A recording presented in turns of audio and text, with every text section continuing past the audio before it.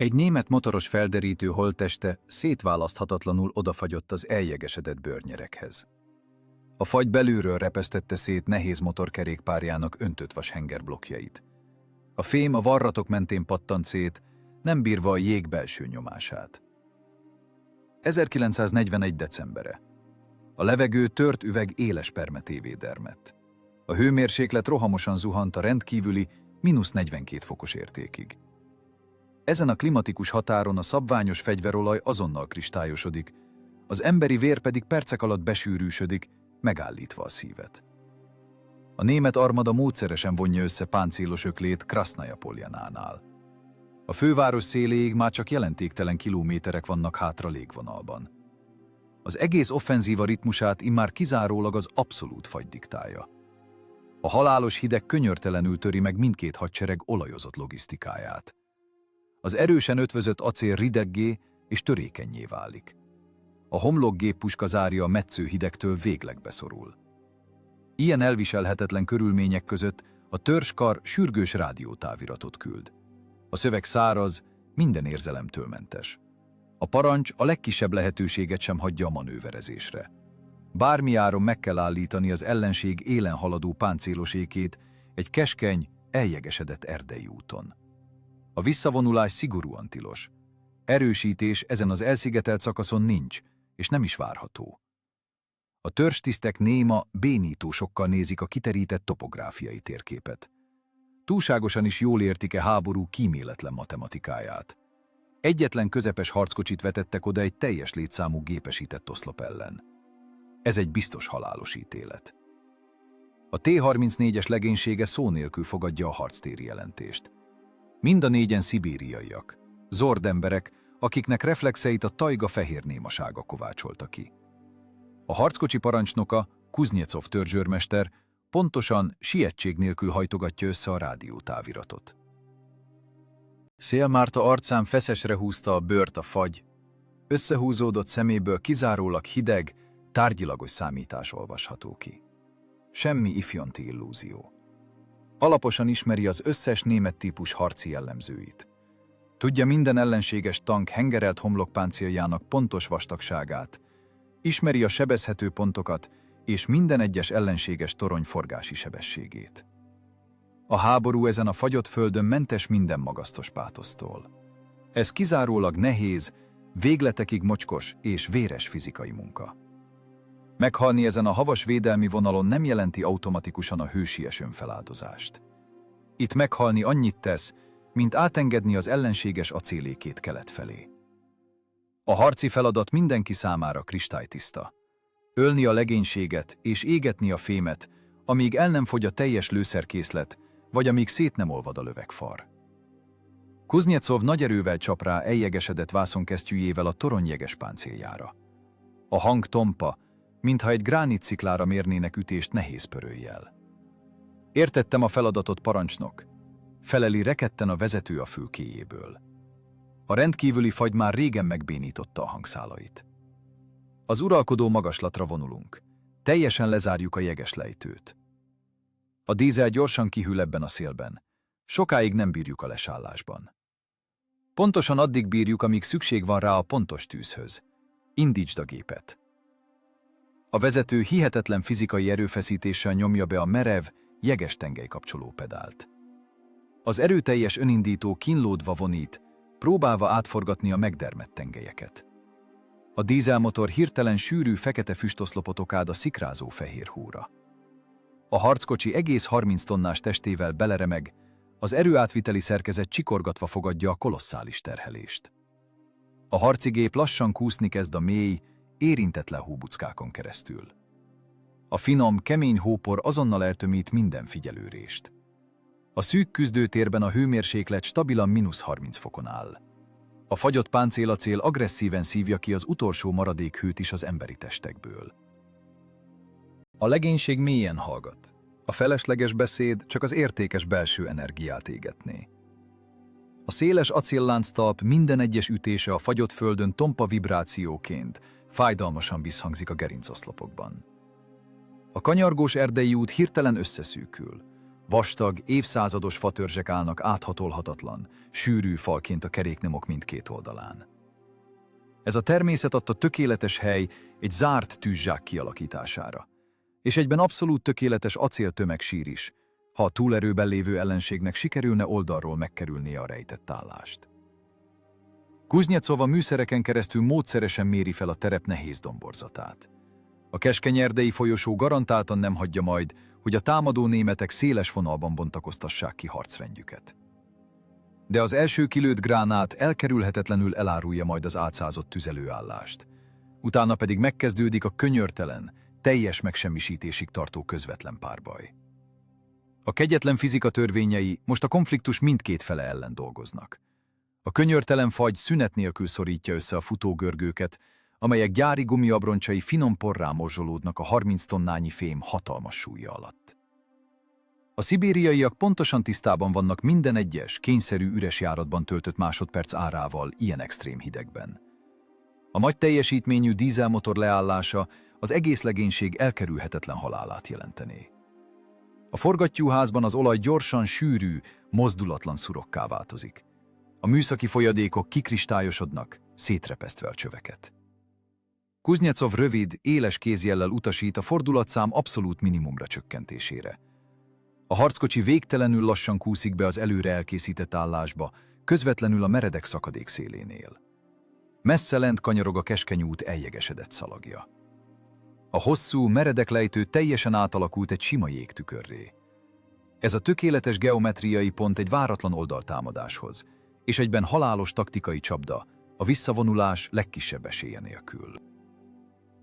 Ha a német felderítésnek sikerülne egy gyalogos járőrt küldenie a főoszlop elé, a csapdát azonnal felfednék, és a tüzérség megsemmisítené őket. A harckocsi rádió fenyegetően serceg a statikus zajtól. A halott, csengő csend fizikailag nehezedik a harckocsizók gyulladt dobhártyájára. A fagyott fák csupasz, fekete törzsei között gyengén tör át a zavaros, szürke hajnali fény. Az időérzékelés az adrenalin és a hideg hatására visszafordíthatatlanul eltorzul. A feszült várakozás egyetlen perce egy egész örökké valóságnak tűnik. A töltő elgémberedett ujjai menthetetlenül hozzáfagynak a nehéz gránátok jeges sárgarész hüvelyeihez. Egyetlen éles, könyörtelen rántással tépi le saját bőrét a fagyott fémről, anélkül, hogy egyetlen nyögést is hallatna.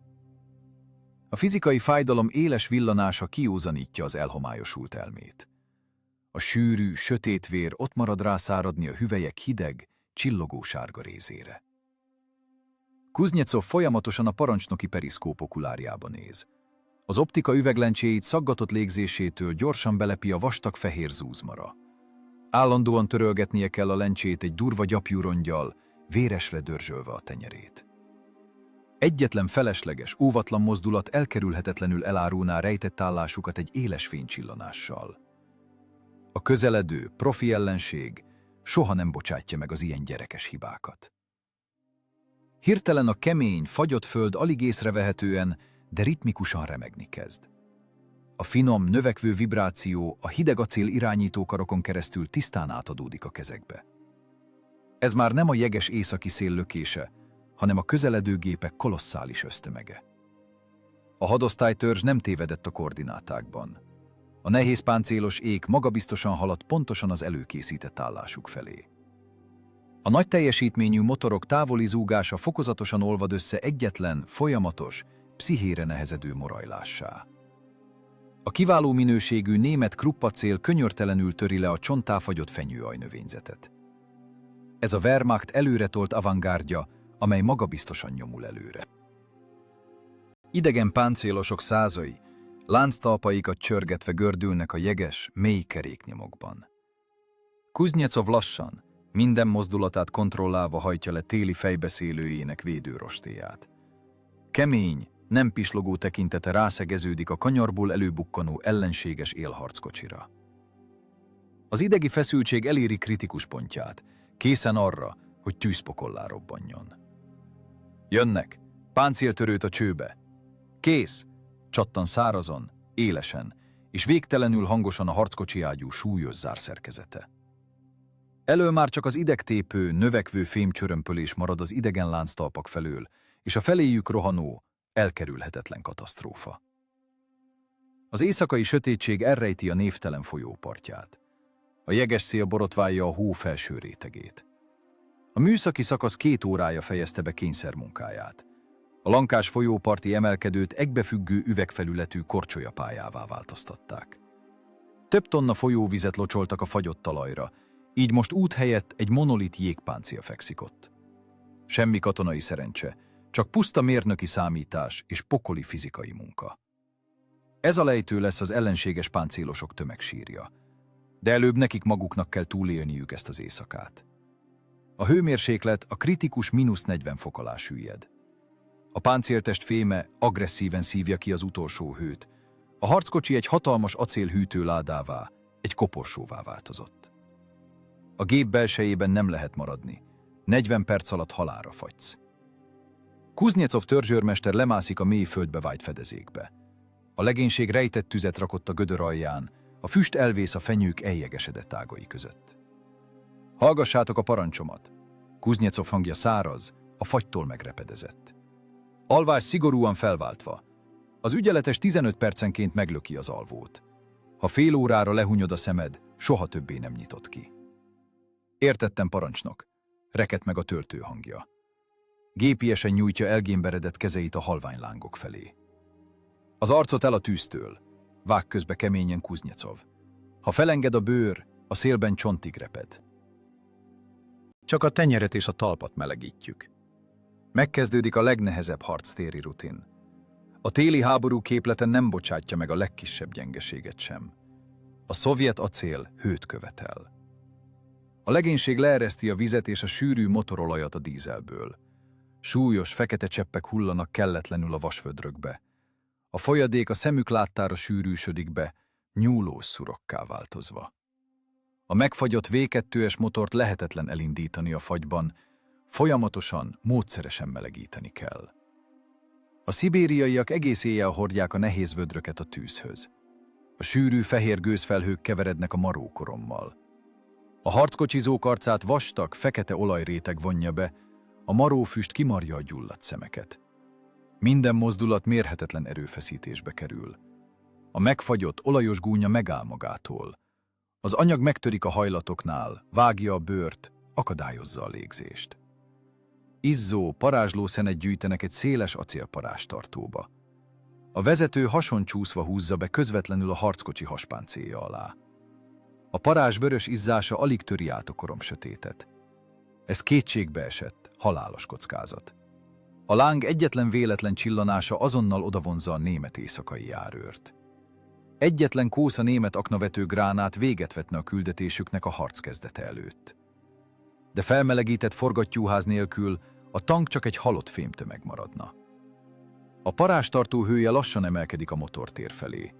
A kockázatot teljesen igazolja az abszolút kényszer.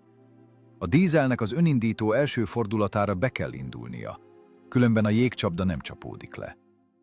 Az éjszaka végtelenül nyúlik, minden perc az utolsó erőtartalékokat emészti fel.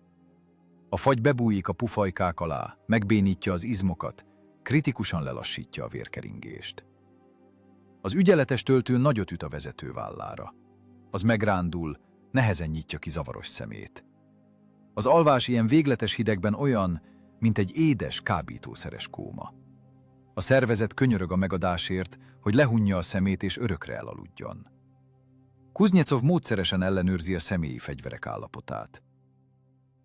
A géppisztoly zárját teljesen megtisztították a gyári zsírtól, és száraz grafittal dörzsölték át. Csak így nem hagyja cserben a precíz mechanika a döntő pillanatban. Bármilyen folyékony kenőanyag most a fegyver garantált elakadását jelentené. Az ok szüli a tettet, a tett határozza meg a túlélést. Egy letörőág hirtelen éles recsenése mindenkit azonnali dermedtségre késztet. A fegyverek a hang irányába lendülnek. A téli erdő sötétsége halálos ismeretlenséget rejt. A szívverés elnyomja a jeges szél fütyülését, az ujjak az elsütő billentyű hideg fémére simulnak. A halotti csend nyomja a halántékokat. Kuznyecov a sötétségbe kémlel, majd rövid jellel utasít a csövek leeresztésére. Csak a fa szokásos hőtágulása. A gyilkos fagy belülről repeszti szét a vastag fatörzseket. A feszültség némileg enged, de az adrenalin tovább forr a sűrű vérben. Ez az éjszaka jobban kimeríti a legénységet, mint egy közvetlen összecsapás. Életerejüket kizárólag saját testük és a gépezet hőmérsékletének fenntartására fordítják. Egy újabb vödör nehéz olaj kerül a parázsló tűz szélére. A töltő véletlenül beleakad a csizmájával a fülébe, a vödör megdől. A fekete lutyok azzal fenyeget, hogy eloltja az utolsó parazsat. A vezető puszta kézzel kapja el a fül izzó fémét, kiegyenesítve az edényt. A bőr serceg, ott marad a vason. Egyetlen hang sem hallatszik. A fájdalmat elnyomja a hideg és a végletes koncentráció. Tartsd egyenesen, szűri át fogai között Kuznecov.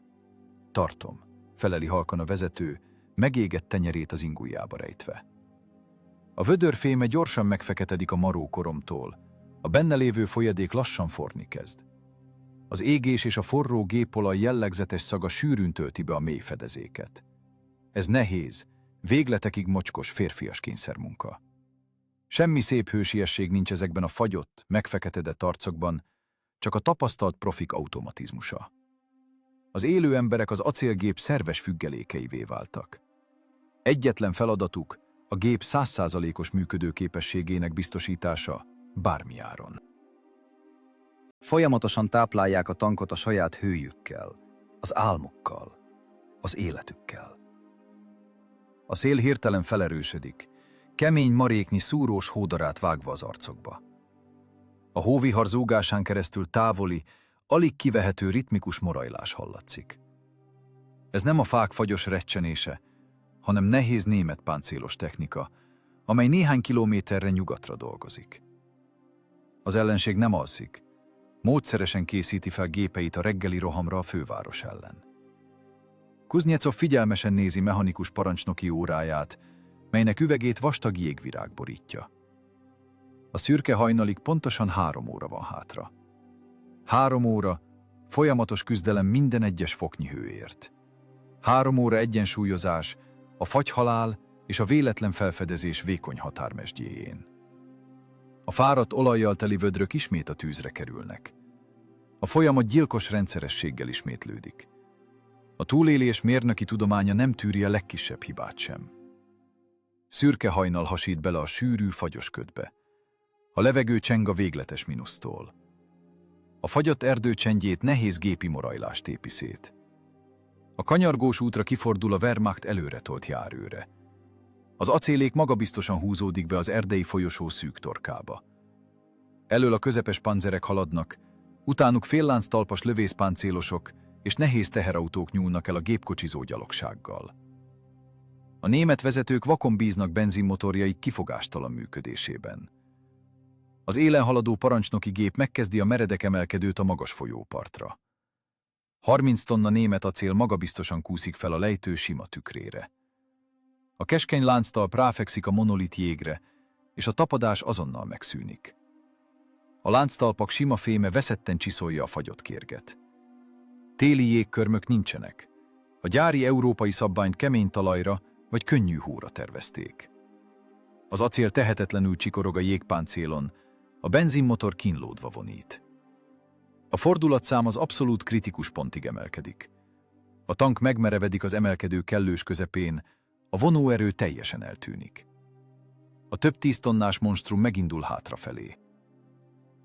A nehéz fém feltartóztathatatlanul csúszik a jégcsatornában, a páncéltest keresztbe fordul a kiárt nyomon. A sok tonnás test lendületből csapódik a mögötte haladó harcigépnek. A gyűrődő homlokpáncél csattanása elnyomja a motorok bődülését.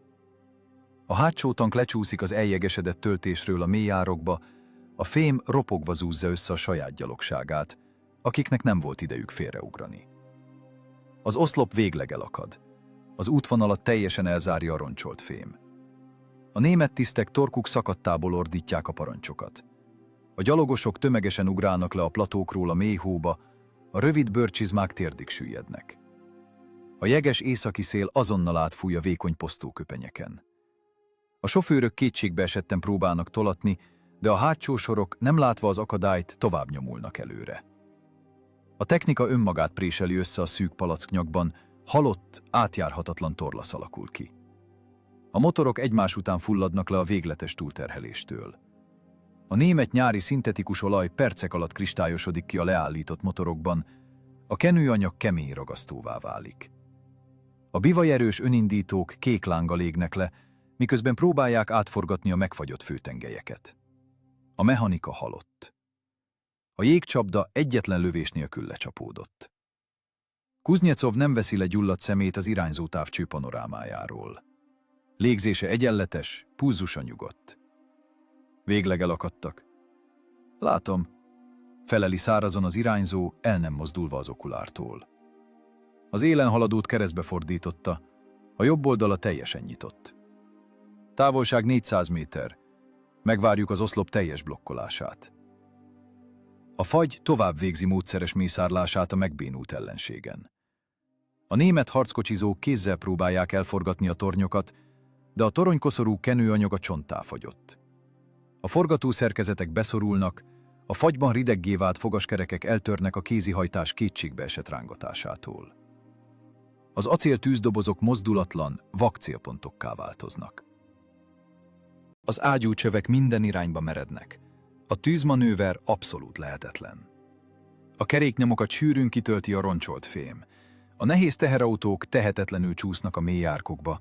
A féllánctalpas vontató próbálják kihúzni az elakadt páncéltörő ágyúkat, de a görgők gumiszegélyei üresen pörögnek a puszta jégen. Hallatszik a szakadó acél, vontatókötelek éles csattanása. Az ágyúcsövek mélyen fúródnak a hóbuckákba. A finom Zeiss optikát azonnal eltömíti a szúrós hó. A lenti helyzet kontrollálhatatlan káosszá válik. A csapda kifogástalan pontossággal működött. A szovjet műszakiak mérnöki számítása egy egész páncélos század mobilitását semmisítette meg. A fizika győzött a Krupp acél felett. A német acélék saját magát törte össze a jeges lejtőn. Az ellenség be van zárva a nyílt, belőhető területre, nincs menekvés. A szárnyakat áthatolhatatlan sűrű erdő és 2 méteres hó zárja le. Hátulról a saját hátországuk szorítja be őket, elő pedig az áttörhetetlen jégfal áll. A -40 fokos hőmérséklet gyorsan végez azokkal, akik a páncélon kívül próbálnak cselekedni. A súlyos fagyás percek alatt bekövetkezik, a katonák puszta keze menthetetlenül odatapad a puskák jeges féméhez, a bőr véres cafatokban szakad le. Pánikot keltenek. Suttogja a töltő, miközben a nehéz gránátot a lövegfarba tolja.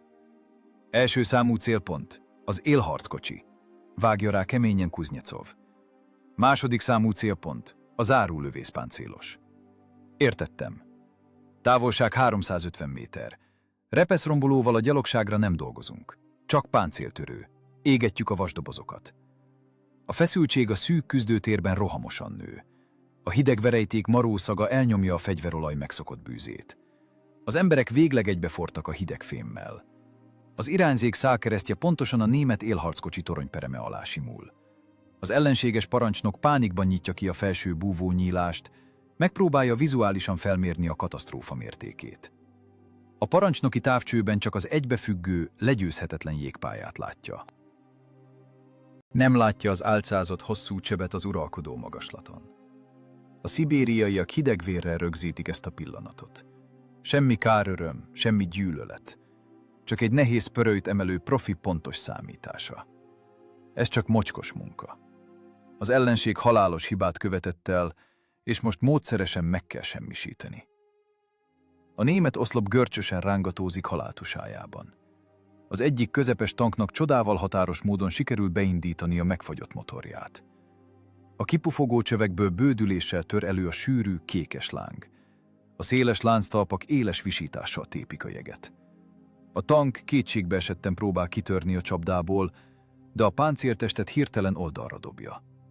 A monstrum lendületből gázolja le a szomszédos katonai teherautó oldalát, a faplató apró szilánkokra törik. A katonák ordítva hullanak az acéllánctalpak alá. A törőcsontok tompa ropogása elvész a motor kínlódó bődülésében. A tank megrándul, majd újra lefullad. Újabb tengelytörés az erőátvitelben. Metsző fémcsikorgás vízhangzik a fagyott téli erdőben. Az oszlop végleg egyetlen hatalmas, statikus céltáblává vált. Tökéletes, könyörtelen lőtér a kivégzéshez. A nyílt lőirány tiszta, a szél lefújja a finom hóport a jégtükörről, felfedve a hasztalan csúszkálás fekete nyomait. Kuznyecov fájdalmasan erősen szorítja meg a belső beszélő fekete karbolit gombját. Hideg verejték folyik végig koszos arcán, szeme menthetetlenül a periszkóp okulárjához tapad. Ujja az elsütőre simul. A csapda bezárult. Zár élesítve, jelenti szárazon az irányzó. Vezető, melegítés befejezni. Felkészülni a rohamra. Értettem, parancsnok. Pontosan a torony alá lőni. Tűz, amint kész. Az idő egyetlen rövid parancs méretére zsugorodott. A vezető egy rántással tépi le a vastag, zúzmarás ponyvát a fémvödrökről. A bennük lévő sűrű gépolaj a végletekig fel van hevítve, a forró víz sűrű fehér gőzt áraszt. Ilyen végletes fagyban ez a gőz azonnali halálos ítélet. A fedezék feletti fehéres felhő elkerülhetetlenül demaskálja a rejtett állást. Az ellenséges megfigyelőt feszülten pásztázzák az erdőszélt a Zeiss optikákon keresztül. Nincs más választás. A felfedezés kockázatát teljesen felülírja a stratégiai kényszer, hogy váratlan, törszerű csapást mérjenek az ellenség oldalára. Öntsd! Parancsolja tompán Kuznyecov törzsőrmester. A rádiós és a vezető szinkronban borítják ki a nehéz vödröket. A forró víz agresszív sziszegéssel tűnik el a fagyott hűtőrendszerben, a forró, sűrű olaj gyorsan ömlik a forgattyúház széles nyílásába. A dízel megkapja a kritikusan szükséges hőadagot. A hőmérséklet a motortérben hirtelen kúszik felfelé, leolvasztva a jeget a fémcsövekről.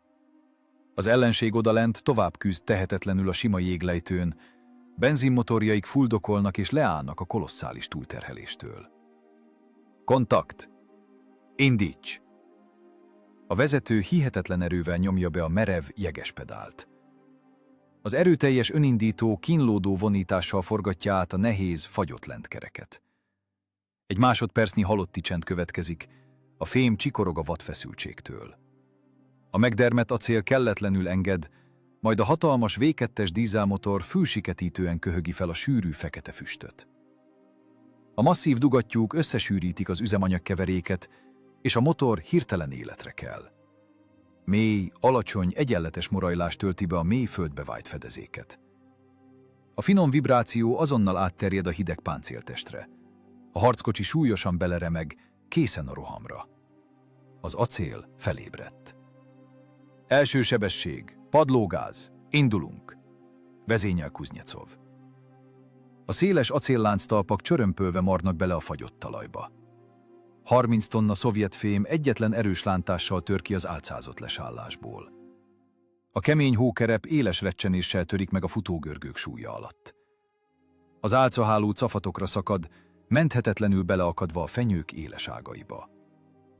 A harckocsi rohamtempóban gördül ki a nyírt tüzelőállásba. A lőirány teljesen mentes az akadályoktól. Az ellenséges páncélos oszlop tehetetlenül terül el odalent az eljegesedett lejtő tükrén. A német legénységek pánikban kapják oda a fejüket a szovjet dízel váratlan, vadállati ordítására. Csak a feléjük rohanó, sötét-zöld, szögletes sziluettet látják. A szovjet gép gyorsan gyűjti a sebességet, miközben a metsző jeges szél fütyülve csap be a szűk figyelőréseken. Távolság 400 méter, páncéltörővel tölts! Kész! Ordítja a töltő, miközben a helyére rántja a nehéz lőszert. A nehéz lövegzárékje fémes csattanással zárul, mozdíthatatlanul reteszelve a lövegfarat. Cél az élen haladó! Tűz! Az elsütőpedál élesen vágódik az acélpadlóba. Tompa, mindent megrengető ütés rázza meg a szűk tornyot. A hatalmas ágyú hátrarugása óriási erővel veti hátra a vaskos lövegfarat. A kivető mechanizmus kiveti a hüvelyt, a forró sárga réz éles csengéssel hullik a kilőtt géppuska hüvelyekkel borított padlóra. A szűk küzdőtérben azonnal sűrű, maró lőporfüst terjeng. Az oxigén rohamosan fogy, a légzés fizikailag fájdalmassá válik. A gyilkos acéltömb átfúrja a fagyos levegőt. A szörnyű mozgási energiájú nehéz lövedék Pontosan az élen haladó német harckocsi sebezhető oldalát találja el. A kiváló minőségű Krupp-acél szétreped a hegesztéseknél, a páncélzat nem bírja ki a merőleges teli találatot. A lőszerkészlet belső robbanása darabokra tépi az ellenséges gépet. A nehéz, szögletes torony hatalmas robajjal repül le a koszorúról, maga alá gyűrve a mellette álló páncélozott szállítójárművet. Vakító tűzoszlop emelkedik a jeges lankák fölé, baljós fénnyel világítva meg a szürke hajnalt. Cél megsemmisítve, repeszgránáttal tölts. Kész! A töltő GPS pontossággal dolgozik. Semmi felesleges, kapkodó mozdulat. A fekete gépzsírral és a felszakadt vízhólyagokból származó alvatvérrel borított kezek rutinosan ragadják meg az újabb nehéz lövedéket. Egy lendítés, egy rövid lökés, és a lövegfar már zárul is. Gyalogságra a ponyvás teherautóknál. Tűz! A második lövés egybefolyik az első fülsiketítő vízhangjával. A repes romboló lövedék robbanása véres cafattá változtatja a faoldalfalakat és az ellenség megfagyott élőerejét. Az oszlopot végleg megbénítja a pánik és a jég. A németek kétségbeesetten próbálnak visszavágni. A túlélő személyzetek görcsösen tekerik a tornyok befagyott kézikerekeit. Gyakori válaszlövések dördülnek a harckocsi ágyúkból. Egy ellenséges páncéltörő lövedék gyomorforgató visítással súrolja a szovjet gép döntött homlokpáncélját. Vakító szikraeső csapódik közvetlenül az optikára, de a páncélzat magabiztosan állja a súroló ütést. A szakszerű dőlésszög megmenti a szibériaiak életét. A Gellert kapott lövedék az üres égbolt felé vágódik. A harckocsi nem lassít. A megbízható dízelmotor egyenletesen bömböl a maximális fordulatszámon. A gép feltartóztathatatlanul csökkenti a távolságot, nehéz acélárnyékként magasodva a megbénult jégcsapda fölé. Vezető, ne állj meg! Menetből tüzelj! Értettem, parancsnok! A szénmonoxid sűrűn gyűlik össze a torony alacsony mennyezete alatt. A szemek könnyeznek a marúfüsttől. Az elszívó ventilátor erőlködve zúg, teljesen képtelen megbirkózni a sűrűlő porfüsttel. Száraz köhögés tépi a torkokat, de erre senki sem hederít. A harc ritmusa teljesen magával ragadja őket. Ok, a parancs. Cselekvés, a lövés. Eredmény, égő ellenséges harckocsi. Ez az egyszerű és kegyetlen képlet ismétlődik újra és újra. A küzdőtér fénypadlóját sűrűn borítják a csúszós, kilőtt hüvelyek. A töltő megbotlik, térddel fájdalmasan a kemény sárga rézre zuhan, de azonnal felpattan, szorosan markolva a következő lövedéket. A fizikai fájdalmat figyelmen kívül hagyják, az önfenntartási ösztön teljesen elnyomja a kitűzött harci feladat. A harckocsi folytatja feltartóztathatatlan előretörését, a megsemmisítés tökéletes gépezetévé válva. Az élő emberek itt csupán a halálosztó rendszer megbízható elemei. Az ellencsapás a feltartóztathatatlan fizika és a könyörtelen fronttaktika törvényei szerint zajlik. A német irányzók vak pánikban, kétségbeesetten tapossák az elektromos lábkapcsolókat, de válaszul csak síri, csengő csend hallatszik. Az akkumulátorok a végletes éjszakai fagyban teljesen lemerültek. Az ellenséges személyzetek görcsösen térnek át a nehéz tornyok kézi forgatására. A vékony gyapjúkesztyűs, fagyott kezekről felszakad a bőr, miközben a szoruló acélkerekeket próbálják megmozdítani. A jeges, sűrű gépzsír mozdíthatatlanul megbékjózta a toronykoszorúk vaskos fogazatát. Az extrém alacsony hőmérséklettől rideggé vált fogaskerekek nem bírják a nyers fizikai erőt. Száraz, éles recsenéssel törnek el az acélfogak. Az ellenséges támadógépek tornyai természetellenes, kitekert helyzetben merevednek meg. A hosszú ágyú csövek tehetetlenül merednek az üres, havas fenyvesre. A fejlett európai precíziós mérnöki munka végleg kapitulál az abszolút nulla fok lehelete előtt. A német páncélos hadosztályok büszkeségei vak, mozdulatlan acélszarkofágokká válnak. Egy kétségbeesett páncéltörő ágyú kezelőszemélyzetének csodával határos módon sikerül szétterpesztenie a lövegtalpakat a puszta jégen. A lövés éles sárga villanása hasít bele a szürke, fagyos párába. A nehéz német páncéltörő lövedék vad, fülhasító visítással csapódik a sebesen közeledő szovjet géporrába. A döntött, hengerelt páncélzat hidegvérrel fogadja a teli találatot. A ballisztika törvényei kifogástalanul működnek. A gyilkos lövedék mozgási energiája érintőleges pályán távozik. A préselt fém vakító, izzó szikraesőt vet, az ellenséges lövedék pedig hátborzongató vonítással repül magasra az ólomszürke égbe. A szűk küzdőtérben a szibériaiak csak egy tompa, puffanó ütést éreznek a páncéltesten. Senki még csak össze sem rezzen. A megbízható V2-es dízelmotor továbbra is ritmikusan és mohón fajja a jeges levegőt. A nehéz motor erőteljes bömbölése elnyomja a kellemetlen csengést a sokkot kapott fülekben.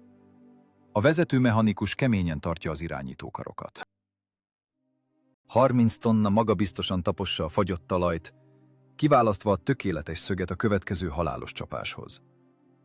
Páncéltörő betöltve, recsen szárazon a töltő hangja a gége mikrofonban. Cél az irányponttól jobbra, parancsnoki harckocsi, az oldala nyitva. Látom a célt. Tűz! A nehéz pedál a fémpadlóhoz csapódik. Az ágyú fülsiketítő dörrenése feltépi a dobhártyákat. A torony azonnal megtelik maró, folytogató lőporfüsttel. A szovjet acél gyilkos darabja áttöri a német harckocsi vékony oldalpáncélját. A teljes lőszerkészlet belső robbanása letépi a nehéz, szöbletes tornyot a koszorúról. A megnyomorított fekete fémdarab súlyosan, recsenve zuhan a jegeslankára. Cél megsemmisítve, jelenti monoton hangon az irányzó. Hangjában nincs egy szemernyi diadal vagy öröm sem, csak az elvégzett nehéz munka tompa nyugtázása. Repesz gránáttal tölts. Válaszol ugyanilyen rezzenéstelenül, érzelmek nélkül Kuznyecov törzsőrmester. Az iránypont változatlan. Gyalogsági csoportosulás a kilőtt páncélozott szállítónál. Kész. Tűz. A túlélő német harckocsizók gyorsan megértik a helyzet teljes kilátástalanságát. A hideg fém többé nem védi az életüket. A vastag páncél a kikerülhetetlen halál mágnesévé vált. A felső toronynyílások görcsösen csapódnak hátra, az égő gépek füstös gyomrából pánikoló emberek ugrálnak ki. Csak vékony posztótábori sapkát és könnyű, egérszürke őszi köpenyt viselnek. Az európai nyári egyenruha egyáltalán nem tartja meg a hőt -40 fokban. A jeges északi szél azonnal, mint a borotva hatol át a sovány testeken egészen a csontig. A tüdő kínzó görcsbe rándul már az első mély, fagyos lélegzetvételtől. Az ellenséges katonák mélyen elakadnak a magas hótorlaszokban. A rövid bőrcsizmákba rögtön belepi a szúrós, kemény hó, a végtagok visszafordíthatatlan fagyása pedig percek alatt bekövetkezik. Kétségbeesetten próbálnak a mentőerdő felé menekülni, de a jeges izmok gyorsan megtagadják az engedelmességet az agyparancsainak. Homlokgéppuska. Tüzelj a visszavonuló gyalogságra! Vettem! A párhuzamosított géppuska hosszú, könyörtelen ólomsorozatot köp ki. A nehéz lövedékek tompa, cuppanó ütéssel fúródnak a megfagyott emberi testekbe.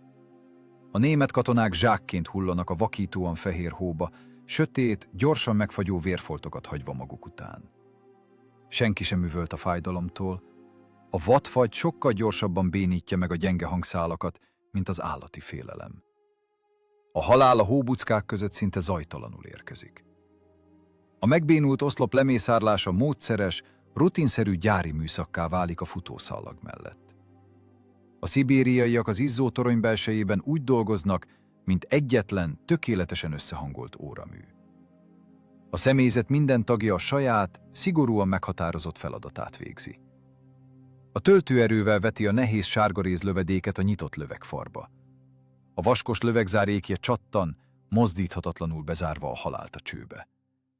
Az irányzó hidegvérrel fogja be a következő célpontot az optikai irányzék keresztjébe. Lövés. A cső kemény hátrasiklása. A füstölgő, kilőtt hüvely éles kivetése a vassal borított padlóra. A szűk toronyban a levegő erősen felhevül a forró ágyú csőtől. A beivódott lőporfüsttől megfeketedett szovjet harckocsizók arca sűrűn csillog a ragadós, hideg verejtéktől. A légzés minden egyes újabb sortűzzel egyre nehezebbé válik. Az elszívó ventilátor egyáltalán nem bír a lőporgáz sűrű, mérgező felhőjével. A töltő gépiesen törli véresre dörzsölt tenyerét a koszos pufajkájába. A fizikai fájdalom már rég a tudat legmélyére szorult, csak az izommemória és a megsemmisítési ösztön maradt. Az ellenséges páncélos oszlop lángol. Fekete, sűrű, olajos füst telepszik a jeges folyóparti lankára. A mohólángok gyorsan emésztik fel a katonai teherautók roncsait. Az átlőtt tartályokban lévő fagyott üzemanyag végre megtalálja a rég várt szikrát. A robbanó benzintartályok éles, tompa durranásai egyetlen folyamatos, pszichére nehezedő morajlássá olvadnak össze. Távolság 150 méter, jelenti rekedten az irányzó. Páncéltörővel. Önjáró löveg a jobb szárnyon. Cél az irányzékban. Tűz! Újabb elsöprő erejű ütés rázza meg a páncéltestet. A páncéltörő lövedék keresztül szúrja az önjáró löveg vékony küzdőterét. Az ellenséges ágyú hosszú csöve tehetetlenül bukik a fagyott, kemény földre. A német páncéloséket végleg felszámolták, mint szervezett harci egységet. A szerkezetek darabokra törtek, a személyzetek megsemmisültek. Az élő erő maradéka halálra fagy az útmenti mélyhóban. A megbízható szovjet dízel továbbra is egyenletesen, fenyegetően duruzsol. Nehéz ritmusa a feltartóztathatatlan, kegyetlen frontigasság ritmusa. A vas tökéletesen működik. A szibériaiak folytatják szörnyű, hétköznapi dolgukat. Semmi szánalom az ellenség iránt. Semmi felesleges kétség. Csak jeges matematikai számítás és a teljes megsemmisítésre vonatkozó közvetlen parancs pontos végrehajtása. A 76 mm-es ágyú dörgése hirtelen megszakad. Nehéz, természetellenes csend áll, de amelyet azonnal megtör a V2-es dízelmotor egyenletes fenyegető morgása. A rejtett állás előtti jeges lankát teljesen beborítja a megnyomorított füstölgő fém. A fekete, sűrű, olajos füst nehéz, ólomszürke gomolyagokban emelkedik lassan a sápadt téli ég felé. A vakítóan fehér reggeli havat most sűrűn borítja a vastag koromréteg, amelyet benzináztatott át, és izzó acélszilánkok égettek meg. Az éket darabokra törték. A Wehrmacht előretolt gépkocsizó különítményének támadási lendülete a nullára zuhant. A német támadógépek acéldobozai forrón lángolnak a nyílt lőirányban. Az északi szél süvítésén keresztül tisztán hallatszik a hatalmas hőtől szétpattanó hegesztési varratok tompa, ritmikus recsenése. Ez már nem a fővárosok bevételére képes félelmetes európai páncélos technika. Ezek halott vasvázak, amelyek mozdíthatatlanul belefagytak a fagyott orosz földbe. A szűk harckocsitonyban egyáltalán nincs levegő. A zárt légteret kritikusan megmérgezte a szénmonoxid és az elégett lőpor sűrű, mérgező elegye. A szovjet harckocsizók arcát maró verejték, gépolaj és beivódott korom keverékéből álló vastag, fekete réteg borítja. A töltő hosszú, hörgőnyögéssel egyenesíti ki elgémberedett, sajgó hátát.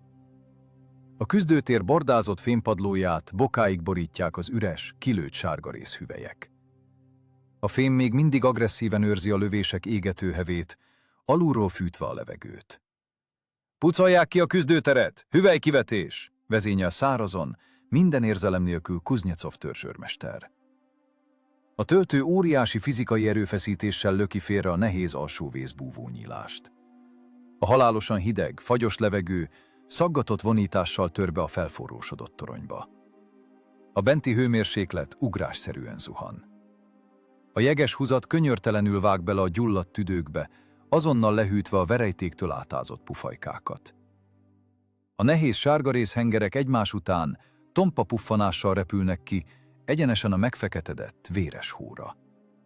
A fém éles csengése keveredik a kinti tomboló lángok monoton morajlásával. A személyzet módszeresen, kapkodás nélkül tisztítja meg életterét. Ez a zord, kimerítő frontrutin. A nehéz, piszkos munka abszolút tiszta munkaterületet követel a következő, elkerülhetetlen megsemmisítési ciklushoz. A dízel egyenletesen jár alapjáraton, mohón szívva be a jeges levegőt. Kuznecov egyetlen másodpercre sem veszi le gyulladt szemét a parancsnoki panoráma irányzék okulárjáról, figyelmesen pásztázva a füstös erdőt. A megállás nem jelent biztonságot. Vezető, jelentést a rendszerekről, üzemóraállás! Olajnyomás rendben, hűtőfolyadék hőmérséklete 90 fok, feleli tompán, a gége mikrofon állandó sercegésén keresztül a vezetőmechanikus. A váltómű még bírja a terhelést, a baloldali oldaltengely kapcsoló erősen melegszik, üzemanyag pontosan fél tank. Irányzó, a fő fegyverzet állapota? A cső kritikusan túlhevült, a helyretoló szerkezetben forra folyadék, a zár megszorul a hőtágulástól. Szigorúan tilos újabb lövés leadni, szétvetni a lövegfarat. Kuznyecov némán fogadja ezeket a száraz, könyörtelen számokat. A harckocsi csata matematikája feltartóztathatatlan. A szovjet erősen ötvözött acél kibírta a végletes dinamikus terhelést, de az alapvető fizika megköveteli a kényszerpihenőt a túlhevült szerkezetek lehűléséhez. Számoljuk a megsemmisített célokat. A parancsnok hangja végtelenül nyugodt marad, mintha egy raktári leltárt olvasna. 12 közepes harckocsi, 8 féllánctalpas lövészpáncélos, 4 ponyvás teherautó. Az ellenség élen haladó járőre teljesen elveszítette mozgékonyságát és harcképességét. A páncéltörő lőszerkészlet 60%-a elfogyott. Repeszrombolóból 12 darab maradt. Teszi hozzá monoton hangon a töltő, csattanással zárva le az alsó nyílást. A fagy azonnal meghátrál az izzó lövegfarheve előtt. Nem szabad teljesen ellazulni. A koncentráció elvesztése ezen a vonalon azonnali halállal ér fel. Az égő német technika sűrű, fekete füstje a vakítóan fehér háttér előtt kiválóan álcázza az idegen mozgásokat. A harckocsi optikát sűrűn belepte a zsíros korom és a pernye. A feszültség a páncéltestben egyetlen másodpercre sem lankad. Hirtelen az északi szél egy erős lökése élesen lefújja a sűrű füstfüggönyt a szétvert oszlop jobb szárnyáról. A fagyott erdő sötét peremén egy idegen, szabályos mértani sziluett bukkan fel. Ez nem egy kilőtt teherautó vagy egy harckocsi roncsa. Ez egy gondosan álcázott, 50 mm-es páncéltörő ágyú alacsony, zömök acélpajzsa. Egy túlélő német kezelőszemélyzet, amely csodával határos módon vészelte át a jégen zajló acélhúsdarálót, teljes csendben kézzel fordítja szét a nehéz lövegtalpakat. Az ellenséges tüzérek módszeresen veszik közvetlen célkeresztbe a mozdulatlan, hűlő szovjetgépet. A T-34-es ágyúja teljesen használhatatlan. A cső túl forró, a hidraulikus helyretoló folyadéka nem áll készen az újabb lövésre. Az elsütőpedál bármilyen megnyomása belső robbanáshoz vezetne. Vezető, veszély jobbról, páncéltörő ágyú, kezelők állásban, hátramenet. Menj a fedezék mögé. Kuznyecov hangja úgy vág, mint egy rövid tördöfés. Vettem a parancsot. Karokat hátra, kapaszkodjatok! A vaskos harckocsi éles, erőlködő rántással indul meg hátrafelé. A széles acéllánctalpak veszetten túrják fel a fagyott földet, próbálva tapadást találni a jeges talajon. A német páncéltörő ágyú némán köp ki egy hosszú, élénk sárga lángnyelvet. Az éles páncéltörő lövedék vad, agyighatoló visítással hasítja át a fagyos levegőt, alig néhány milliméterre a toronypáncéltól. A szörnyű lökéshullám tisztára söpri a havat a közeli ágakról. A helyzet a csatatéren pillanatok alatt kicsúszik az ellenőrzés alól. A vadász és az űzött vad hirtelen helyet cserélt. A harckocsi gyakorlatilag vak, a főfegyverzet ideiglenesen harcképtelen, a profi ellenség pedig keményen célkeresztben tartja a szektort. A szovjet személyzet túlélése ismét kizárólag a döntött acélpáncél vastagságán, a dízelmotor forgatónyomatékán és a vezetőmechanikus villámgyors reakcióján múlik. A végzetes átütés kockázata minden másodperc töredékkel nő. A nehéz szovjet gép fülsiketítő recsenéssel töri át a fagyott fenyves ajnövényzetét. Az éles, jeges ágak visítva karcolják a döntött homlokpáncélzatot. A lánctalpak ropogva préselik össze a kemény hókérget. A mentőfedezék megvan. Az ellenséges páncéltörő ágyú azonnal szem előtt éveszti mozgékony célpontját. A vezető mechanikus hirtelen, teljes testsúlyával rántja magára a jobboldali irányítókart. Az oldaltengely kapcsoló erőlködve vonít a hatalmas túlterheléstől. A harckocsi sebesen megfordul a helyén, sűrű, szúrós hóporfelhőt verve fel. 30 tonna felgyorsított acél ragadozóként veti magát előre. Az erőteljes lökéshullám tisztára söpri a hóleplet a legközelebbi fákról. A széles lánctalpak hátborzongató fémcsikorgással marnak bele a német ágyú friss állásába. A végletes fagytól rideggé vált lövegtalpak száraz recsenéssel törnek szét a futógörgők súlya alatt. A kezelő személyzetnek még halálhörgésre sem marad ideje. A prézselt vas és a törő emberi csontok ropogása teljesen egybefolyik a téli hóvihar monoton vonításával. A halálos fenyegetés elhárítva, a harckocsi ismét megmerevedik a mentőerdő sötét peremén. A megbízható dízel visszaveszi a magas fordulatszámot egyenletes, fenyegető morgássá. A szűk, kémlelő nyílásokon keresztül a szibériaiak figyelmesen nézik a pusztulás képeit. Nincs katonai újongás.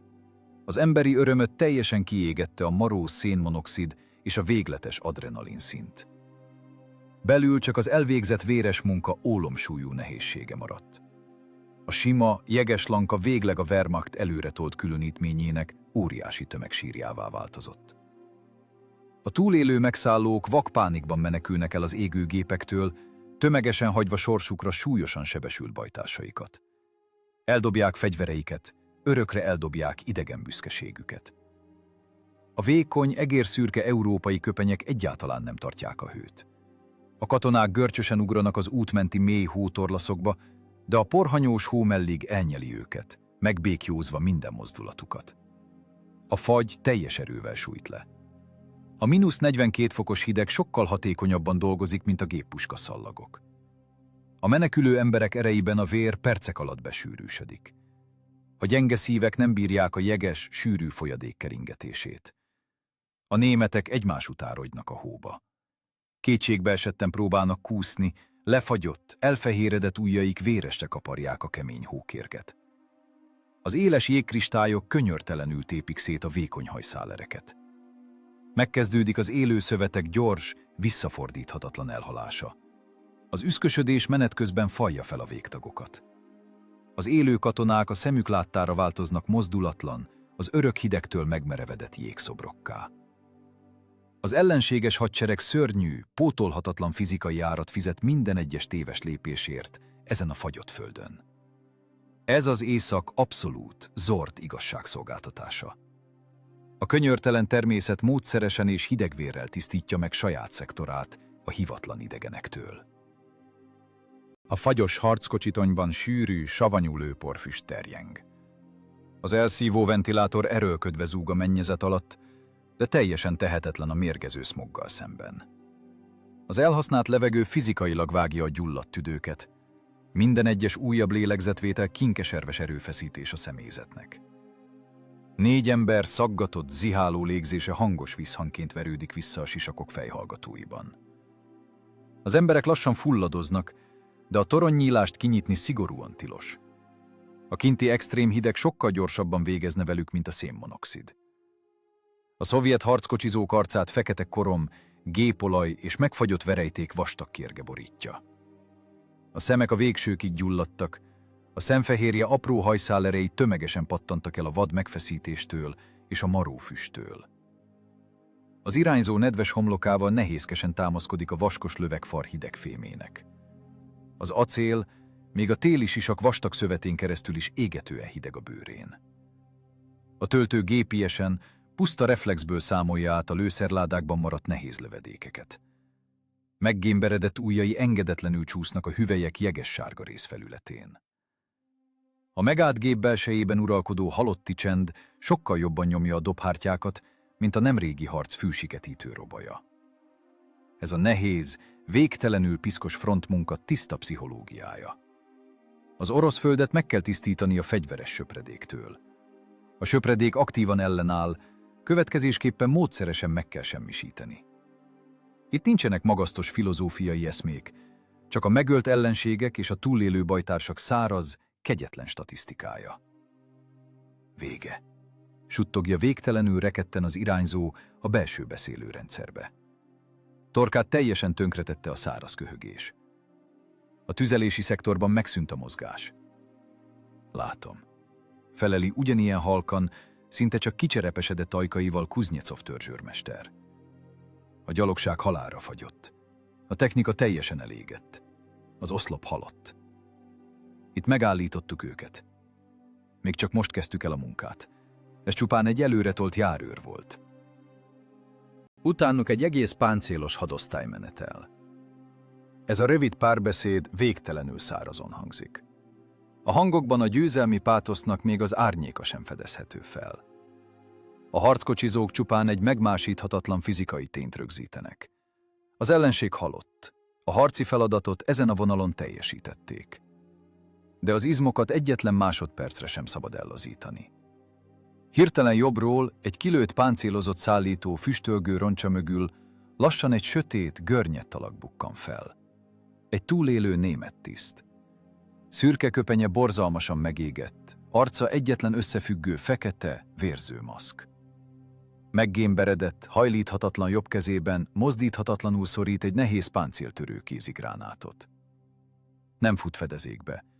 Lassan, a gyengeségtől tántorogva biceg egyenesen az álcázott szovjet harckocsi felé. Az emberi önfenntartási ösztön teljesen elnyomta a mély fájdalmi sokk. Csak egyet akar. Egészen közel érni, és az utolsó töltetét közvetlenül az acéllánc talpak alá vetni. A távolság rohamosan csökken.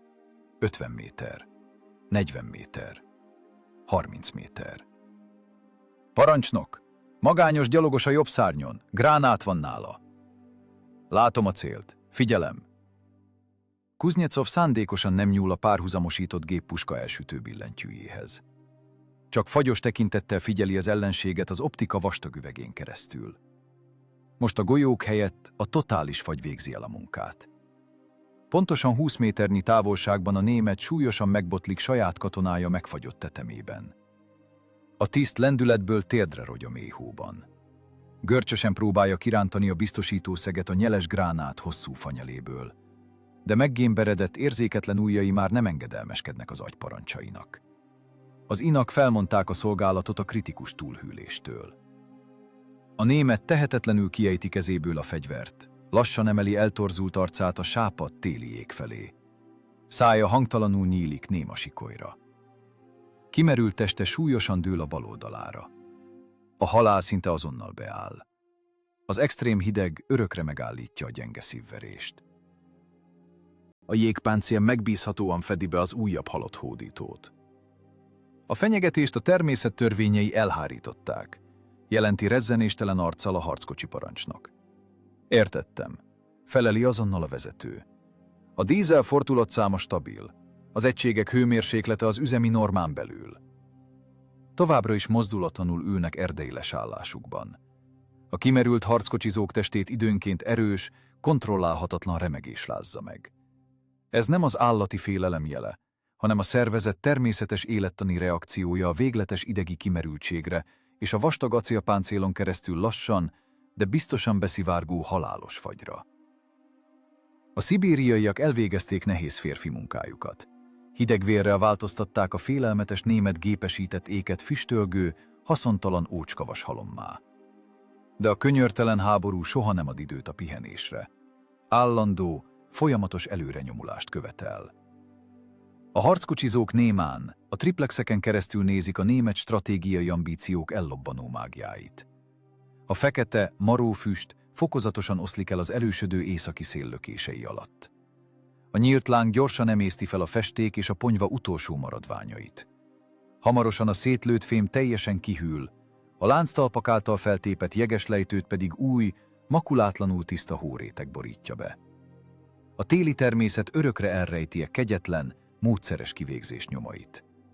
De amíg a vas még füstöl, a harckocsizóknak szigorúan célkeresztben kell tartaniuk a kijelölt szektort.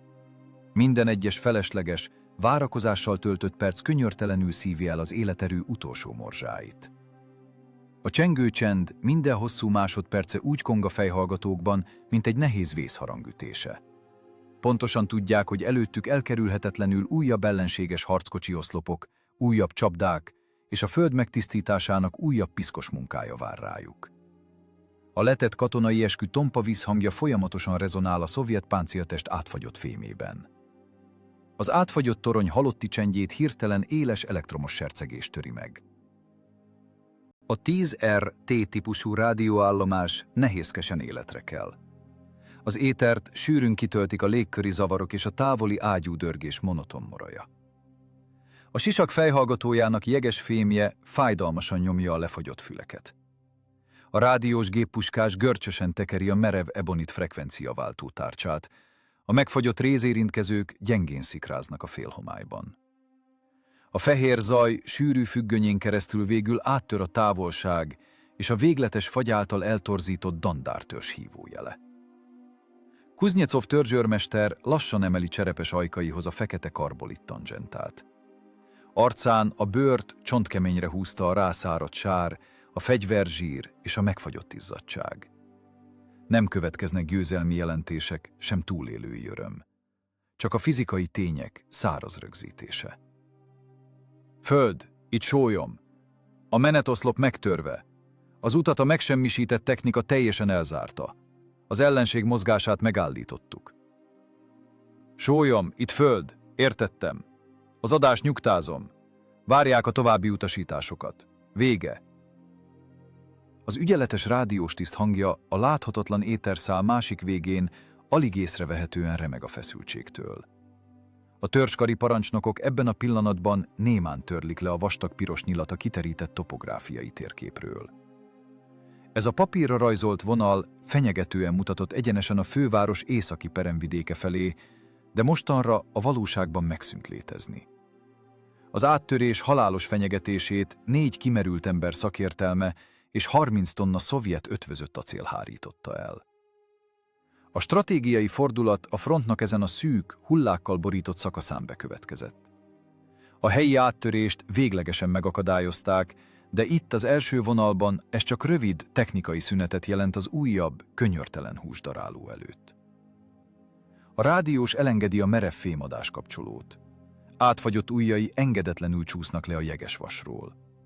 A frekvencia véletlen elcsúszása hirtelen megváltoztatja a hangképet. A személyzet fejhallgatóiban váratlanul egy idegen rádióhullám lobban fel. A német éter szó szerint fuldoklik a hisztérikus, magas sikolyoktól. Nyoma sincs a dicsőített önuralomnak, vagy a sokat emlegetett fegyelemnek. Kizárólag ősi, kontrollálhatatlan állati pánik hallatszik. A Wehrmacht túlélő tisztjei kétségbe esetten kérnek egészségügyi evakuálást.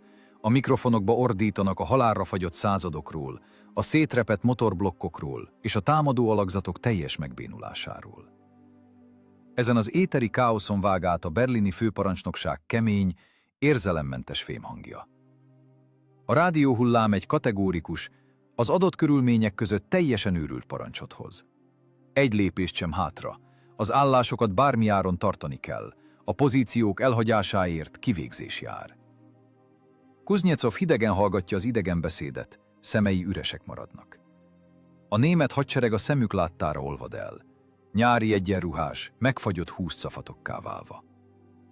A meleg, kényelmes európai irodákból érkező kegyetlen parancsok tehetetlenek a fizika megmásíthatatlan törvényeivel és az abszolút nulla fok leheletével szemben. A jég nem hallgat a tábornokokra. A jég csak módszeresen megöli azokat, akik nem készültek fel rá. A magasrangú tisztek támadást követelnek, miközben katonáik már a puskák zárdugattyúját sem tudják hátrahúzni. Az ellenséges irányítási gépezet végzetes hibát vétett. A véletlen rádiólehallgatás feltárja a téli háború nyers igazságát. A dicsért német logisztika és szervezettség apró szilánkokra tört a szibériai fagyban és a szovjet szívósságon. Hallod, hogy vonítanak? Suttogja alig hallhatóan a töltő a gége mikrofonba. A sűrű szénmonoxid akadályozza a beszédet. Ezek már hullák, vágja rá szárazon a parancsnok. Csak az agyuk még nem fogta fel. Kapcsolt ki a lehallgatást, kíméld az akkumulátorokat. A kapcsoló száraz kattanása azonnal megszakítja az ellenséges hisztériát. A szűk páncéltestben ismét nyomasztó csendül el, amit csak a járó dízelmotor ütemes, fenyegető moraja tör meg. A személyzet hörgve szívja be a mérgezett levegőt. A hideg, ragadós izzadtság vékony patakokban folyik le a koszos nyakakon, azonnal megfagyva a jeges húzatban. Az idegi feszültség egy másodpercre sem enged. A pulzus lüktet a halántékokban. Lazítani tilos. A lazítás egyenlő a halállal. Hirtelen a fagyos levegő a fenyőfák csúcsai felett sűrűre préselődik. Éles, fokozódó vonítás hasít bele az ólomszürke égboltba, majd fősértő fütyülésbe csap át. A német távolsági tüzérség vakon tüzel. Kétségbe esetten próbálva lefedni azt a négyzetet, ahonnan a rádiójel érkezett. Az ellenség bemérte őket. Aknák! Vezető hátra! Teljes gázzal! A parancs a félelem árnyéka nélkül hangzik el. Kuznyecov szavai egybefolynak egy fülsiketítő robbanással. Egy nehéz, 120 mm-es aknavető gránát szörnyű dördüléssel csapódik be, alig 15 méterre az álcázott géptől. A fagyott föld óriási, fekete szökőkútként lövel fel, az izzó acélszilánkok visítva marják végig a döntött homlokpáncélt, sűrű szikraesőt verve. A környező fák recsenve törnek ketté, nehéz ágakkal és fagyott sárkoloncokkal szórva meg a harckocsit. A vezető a reflexeire hagyatkozva tapos rá a tengelykapcsolóra, és erővel vágja be a váltókart hátramenetbe. Az erőátvitel üvölt a túlterheléstől, a dízelmotor sűrű, fekete füstöt okád. 30 tonna fém hatalmas rántással vágódik hátra, letarolva a fiatal ajnövényzetet. A széles lánctalpak csörömpölve őrlik fel a jeges hókérget. A következő robbanás pontosan oda csapódik be, ahol egy másodperccel korábban még a harckocsi állt. A mély tölcsért azonnal kitölti a folytó trotélfüst. A halál pontosan egyetlen pillanatot késett. A harcigép gyorsan hátrál a téli erdő mentő árnyékába. Semmi felesleges szó, semmi pánik. A 4 harckocsizó arca mozdulatlan kőmaszk marad. Az önfenntartási ösztön náluk már csak a mechanikus izommemória és a száraz számítás szintjén működik. A hirtelen halál kockázatát a háború elkerülhetetlen rutinfeladataként élik meg. A közvetlen veszély elmúlt, a motorfordulat száma visszaáll. A személyzet néma csendben várja az újabb utasításokat. A háború nem tűri a megállást. A robbanások moraja lassan elenyészik a jeges levegőben. A hópor leülepszik az izzó homlokpáncélra, azonnal gőzzé válva. A lélegzetvételnyi szünet pontosan 3 percig tart. Ennyi idő kell a német tüzérségnek az irányzék helyesbítéséhez. De a szovjet személyzet nem várja meg a második sorozatot. Bármilyen statikus pozíció ezen az átfagyott vonalon elkerülhetetlenül acéltömegsírrá válik. Pihenés nincs. A túlhűlt szervezet alvást követelne, de a front törvényei más diktálnak. A halál nem tart szünetet a tűz melletti melegedésre. A fejhallgatóban ismét szárazon kopog a morszé. A dandártős kódolt jele nagy nehezen tör át a légköri zavarokon. Kuznyecov némán fogadja a rádiógrammot. Semmi dicséret a megsemmisített menetoszlopért, semmi ígéretváltásra vagy forró éterre. Az éter csak egy sornyi friss koordinátát hoz. Ez új tüzelőállást, új célpontot és újabb nehéz munkát jelent. A háború előrenyomulást követel, amíg a szív dobog és a lánctalp forog. A parancsnok kiteríti a kopott térképet jeges térdein. A zseblámpa halvány fénye dombok és befagyott folyók hálózatát emeli ki a félhomályból. A ceruza megfagyott grafitja csikorogva húz egyenes vonalat az erdőn keresztül. Vezető, figyeld a feladatot. 42-es négyzet, 118-as magaslat. Azonnal indulunk. Az üzemanyag nehéz terepen pontosan 30 kilométerre elég, jelenti szárazon a vezető a remegő műszerekre nézve. A távolság 8 kilométer légvonalban. A találkozóharc garantált. A német előőrs megsemmisült, de a maradék visszavonulásba kezdett. Be vannak szorulva. Minden csővel vissza fognak marni. Értettem. Az útvonalat nyugtázom. Indulok. Nincs szükség hosszú taktikai megbeszélésre. A hősiesség itt végleg feloldódik a kimerítő frontrutinban. A túlélés ebben a jeges pokolban nem jutalom, csak ideiglenes belépő a következő ütközetbe. A harckocsi hirtelen rázza le magáról az álcaháló maradványait, amely menthetetlenül ráfogyott a páncélra. A lánctalpak megfeszülnek, az acélfogak csikorba tépik cafataira a megkeményedett anyagot. Az álcázásra már nincs szükség. Megkezdődik a visszavonuló ellenség üldözése. A német hadigépezeten stratégiai repedés keletkezett, és most ebbe a résbe kell ütésről ütésre beverni a szovjet acéléket. A páncélon kívül a szél felerősödik, átláthatatlan hófúvás kezdődik. A hőmérséklet tovább zuhan, agresszíven facsarva ki a testekből a hő utolsó kalóriáit. Előttük kilométernyi átfagyott erdei út fekszik, elhagyott technika és megfagyott tetemek torlaszaival. A németek visszavonuló élő halottakká váltak. Nem csak a páncél törte meg őket, hanem a szibériai mínuszok is. De a sarokba szorított vadállat veszélyes. Minden hóbuckában egy álcázott páncéltörő ágyú vagy aknás osztag rejtőzhet. A kockázat minden méterrel nő. A vezető két kézzel markolja meg a váltókar jeges gombját. A hideg fém a vastag kesztyűn keresztül is égeti a tenyerét.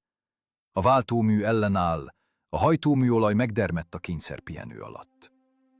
A vezető mély levegőt vesz, összeszedi minden erejét, és egy dühött rántással vágja be a kart a megfelelő fokozatba. Az erőátvitel tompa csattanással válaszol, a fogaskerekek csikorogva kapcsolódnak össze. A V2 dízelmotor azonnal reagál a gázadásra. A motor mély dübörgése elnyomja a hóvihar vonítását.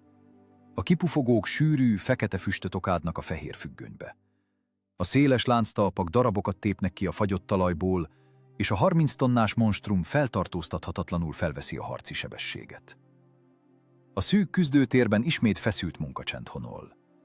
A töltő begyakorolt mozdulatokkal törli át a gránátok sárgarész hüvelyeit egy koszos rongyal, bármilyen nedvesség tilos, mert a lövedék beszorulna az izzó lövegfarba.